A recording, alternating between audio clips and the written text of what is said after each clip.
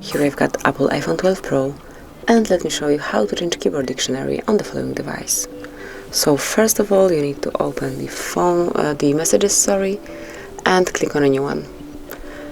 Tap on emoji icon and hold it for a while, and here click on keyboard settings. And as you can see, you can smoothly add keyboard by tapping on keyboards. Currently we are set up with English only, but if you want to add another language here, just click on add new keyboard. Select, for example,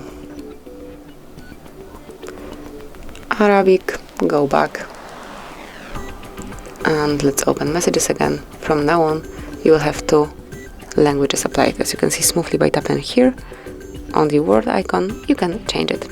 If you would like to have just one language, go to keyboard settings again and remove the second language that you are not interested in. As you can see now, we don't have English connected with messages, just emoji here. And that's it. Then if you would like to change it again, go to keyboard settings, select keyboards, add new keyboard, and pick whichever you would like to have. Then we can remove Arabic, go back, and you can see that we are back with English only. So this is it. That will be all. Thank you for watching. Please subscribe our channel and leave the thumbs up.